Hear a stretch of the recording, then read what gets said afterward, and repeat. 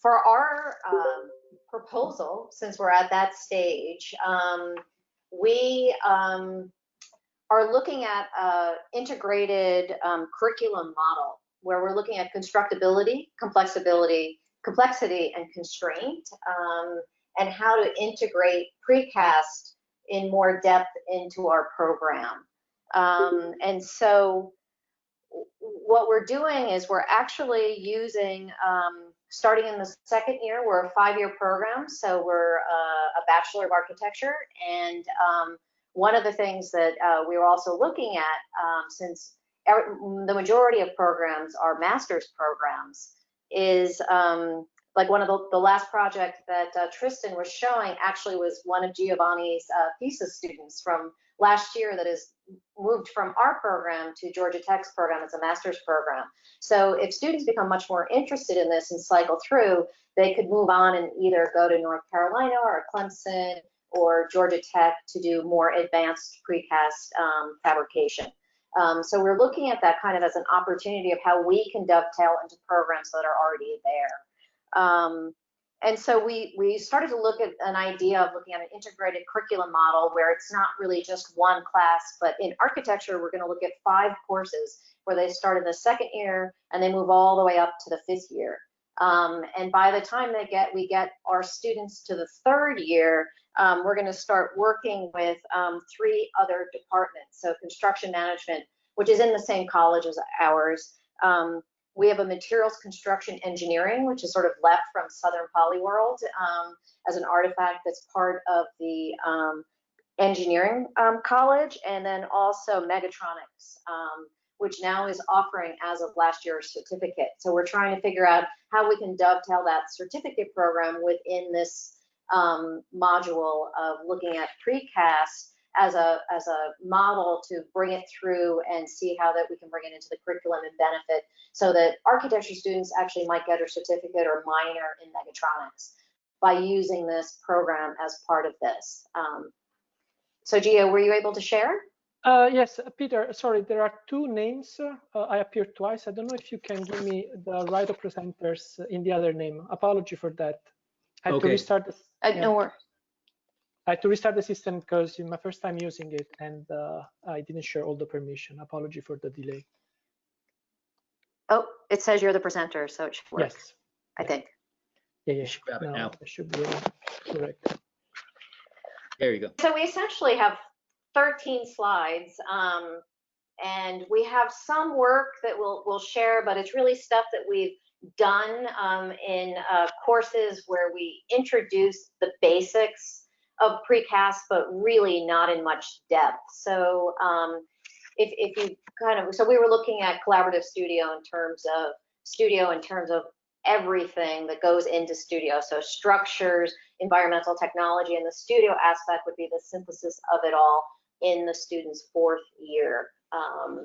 And then also potentially some thesis students, we're strategizing maybe 2 years from now might start in the 2nd year this fall and then work their way up to 2 years from now, working with mechatronics and construction material engineering to do some type of thesis related to this and use them as advisors. And so this is really just to sort of introduce you to the school, which as a sort of embedded in the notion of a polytechnic moving into a holistic college, which now we're part of Kennesaw State.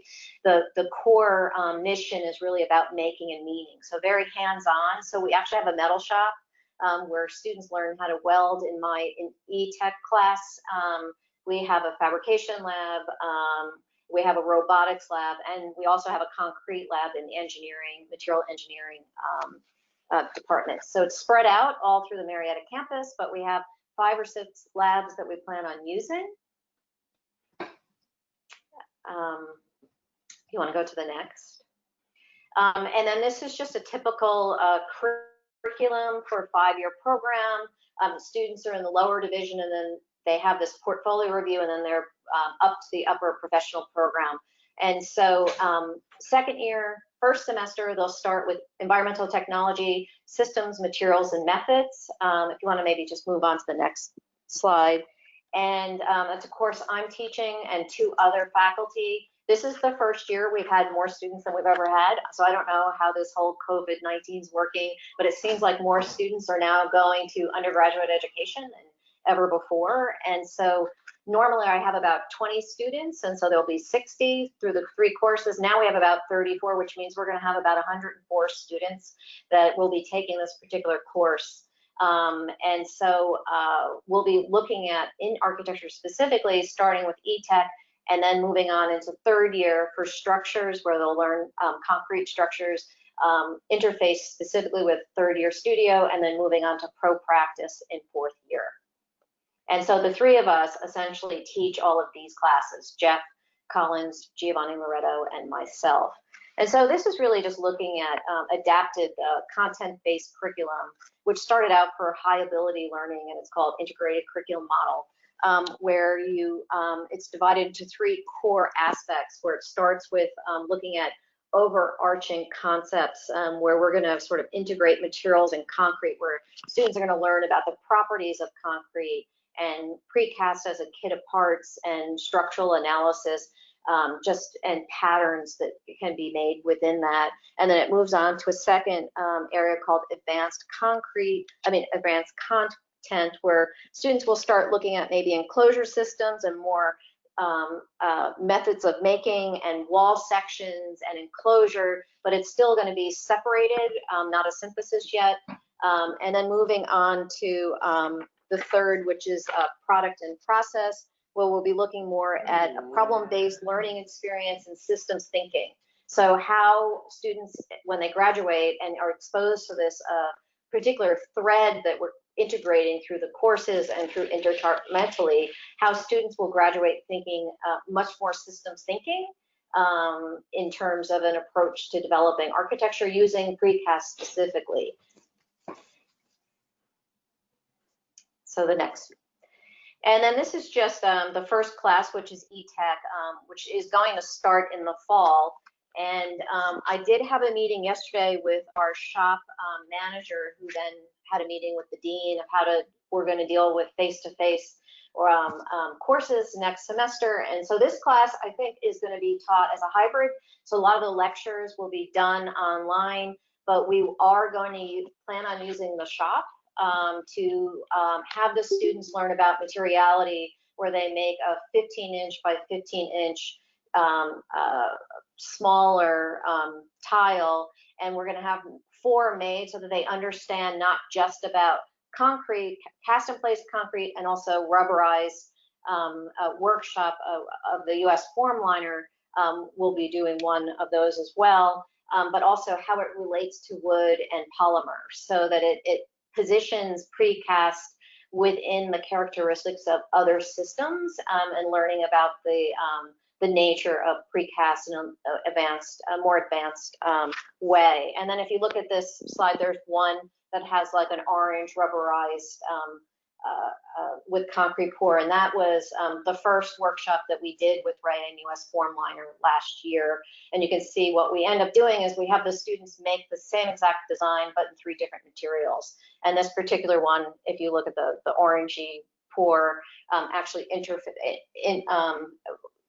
that each aspect, so the polymer, the wood, and the rubberized concrete actually interface together.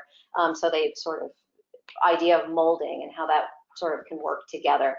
And so this is really sort of the first intro. And so this is going to, all students in architecture will take this course. So this fall, it's going to be 104 students, and how we end up interfacing with industry partners, with Metromont, whether we have each student make one of their own, and the shop is actually going to fabricate each of the students and work in wood, and then the polymer we have with the vacuum press, we're going to put it in a room where students will break up into groups of 10 and do their own and have experience, hands-on experience this fall. And then when it comes to making a mold for typical poured-in-place concrete, the shop is going to fabricate a kit of parts where the students will assemble it at home. And then the rubberized concrete, the advice that I got from Ray the first time we did it was it might be good to use actually the polymer, since the rubberized concrete is less forgiving or it's more accurate. So we're going to have students use their polymer for the rubberized concrete. So two different aspects of molds, one that's going to be the typical plywood for cast in place, and one that's going to use this vacuum formed polymer for the rubberized, so that they start to understand how the characteristics of each material. But I think the benefit here is that each student will be exposed to it in second year, first semester, starting this year. And then we just move on to third year, where they'll be taking a studio, which I will teach in the fall, in the spring, this particular year. We're going to switch it to Tuesdays and Thursdays so that it interfaces exactly when structures is taught. So Gio, do you want to maybe talk a bit about that? Yes, absolutely. So basically, as all the approach that we are taking for implementing PCI is like every student in our program will be exposed to precast knowledges on the second year and on the third year. And then as they are moving, we are moving in the class and the students are taking other courses, a much smaller group of people will be exposed to advanced knowledge. So when they get to third year in my class, they have to learn in general about reinforced concrete structures. But the assignment will build upon a previous assignment that we've done already in the past in order how can we replicate and prototype different types of concrete structure by using precast elements in this case. So what you see in these slides is some of the projects they've done. They start with a small modulation assignment. So they start studying like repetition and modularity in design, and they bring that to extreme consequences by adding structural component in it. They start, the modulation assignment is individual, so each of the students will go through the motion of understanding concrete material and how different elements can be aggregated together. And then they get to group into 3 or 4, it really depends on the number. We're expecting probably for next semester, the group has to be about 4 students per group. And then not only they will design, they will also build and compute a half-scale prototype. In this case, they were looking at a reinforced concrete wall system and how that one, our portion of the wall could be cast using repetition and using the framework that was implemented before. At this point, so the students have in the second year, they've been exposed to a general concept about precast, and now the different components are in there. In my class, all of the third year students will be exposed to this one. And then on the fourth and the fifth year, they will progress the knowledge. And that's when I move to Jeff class, which is offered later. Jeff, are you there? Are you online? I'm here. Hello. Okay, so I'll give the I'll pass the testament to you. Okay. Great, thank you. So these are actually some images from my dissertation, which kind of big picture was looking at this disconnect that happens between design intent models that our architecture team is making and fabrication models that the fabricators are making. And I was looking at that kind of generally, and then it just so happened that precast would be a great case study to explore that. It's the panels and the facades of buildings being so important to the design aesthetic. It just really made sense. So the next course will kind of the last course in our series will look at similar issues. Some ideas that have come up in Design Studio actually, how do we actually make those buildable by incorporating knowledge that we'll gain from our fabricator partners.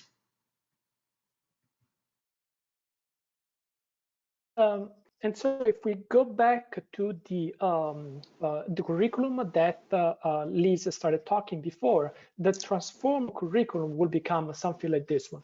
So when we talked about the threads in the curriculum, that's what we mean. We mean like start giving a little information about precast in different class. And so you will see the ETech one, the studio class, and my class that is offered in the third year. And then there are additional components that are coming as we are progressive throughout the program. Elise, is there anything that you want to add on this? No, maybe just move to the next slide. Yes.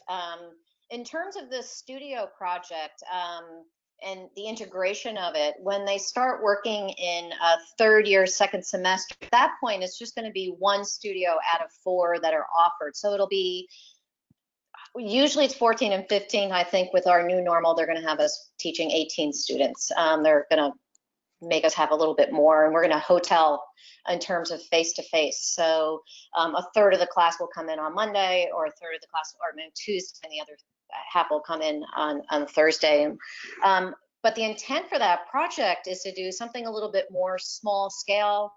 And we're going to do a series of urban houses or townhouses that sort of have a party wall that's looking at a new eco house where it's using solar panels, but also an electric car where one powers the house and it becomes a net positive home, but also using concrete and doing a whole block or 2 within Peoplestown in Atlanta, which is a neighborhood that is traditionally a working class neighborhood.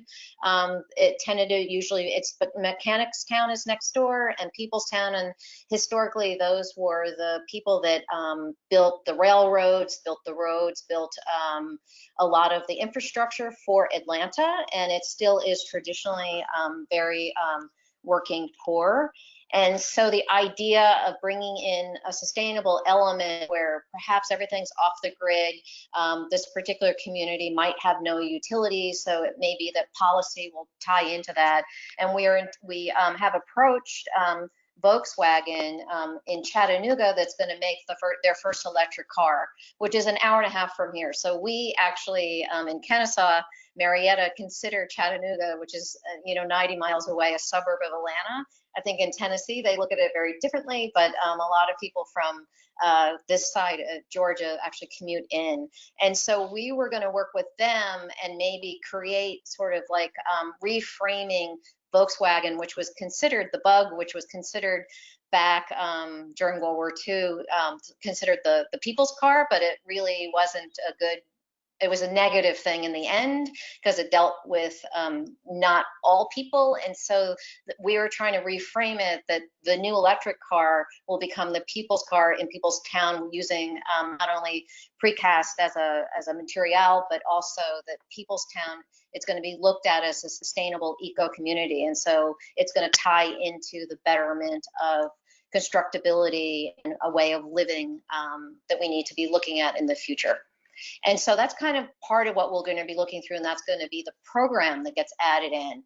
And then when we move forward to the new class that Jeff was talking about that's in yellow here, called Advanced Production Precast, what we're going to do is hopefully in Metromont and Hiram, we were going to build a corner of one of these eco house or townhomes or urban homes. The students in third year are going to do a structural calculation of it. And build sort of a one-to-one scale at Metromont or maybe on campus. I'm not sure. We'll have to see how this all pans out. And then by the time they get to advanced production, that's where the panelized system and the more innovative, the creative, modularity and really pushing the boundaries is going to come into play, where these panelized systems will sort of get input in this formwork. And at that time, that's when we're going to be really working also with robotics, and a synthesis of how this can all work together. And I think my understanding, we're going to try and have a kickoff meeting in the middle of July with all of these players in different departments. But from what I understand, we're going to do something similar to what North Carolina State or Greg had sort of had. What you guys do there is classes are going to be sort of in parallel. And the mechatronics class is going to be mechatronics, the architecture is going to be architecture, but we're going to find times to sort of overlap. So I think it's going to be a similar type of administrative process that you guys have discussed, but we kind of have to work how to do that. But the notion is to create a more holistic view of how one discipline can inform the other, and also how industry partnership can actually help look at a new method of making and a way of looking at systems thinking to allow for deeper understanding of the content and concepts, and how that maybe this could be applied in different methods as well. Yeah. So I think that, yeah, that's essentially it. Yeah. And so then we just had a whole bunch of ideas about the strengths of really looking at an integrated curriculum model as a more holistic way of teaching, and how that can inform the curriculum and really start looking at a higher level of skills that would appeal to ACE students. So architecture, concrete, architecture, engineering, and construction management, and how industry can really help be a part of this. So by the time students are graduating, it's already second nature of how all these different players interface with each other. Well, great. Obviously, some tremendous challenges to try to get all this to synthesize properly together, and given the additional challenges of COVID and hoteling and all of this kind of challenge. We're very optimistic about it. Any discussion, questions for the KSU program?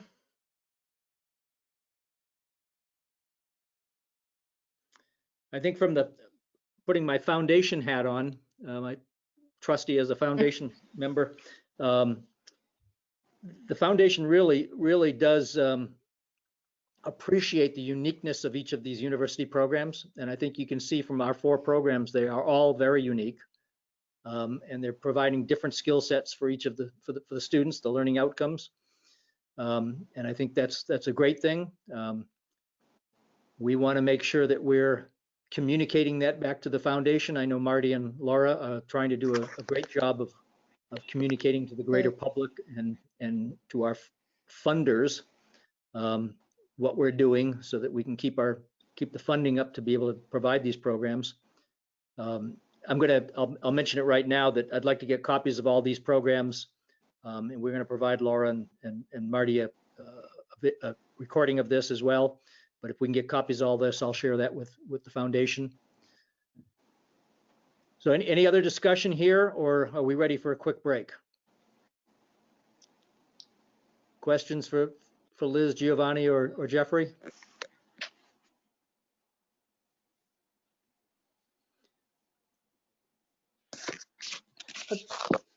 I do have more than a comment for everybody, and maybe we can discuss that later, like what are some of the best practices for communication among disciplines? Like what do you usually use in terms of like, if there's a weekly meeting, if it's like email thread, like technique and strategies that you're usually using. For us, it's gonna be very important to have those in place in the planning part. And so we can probably discuss that, but maybe later.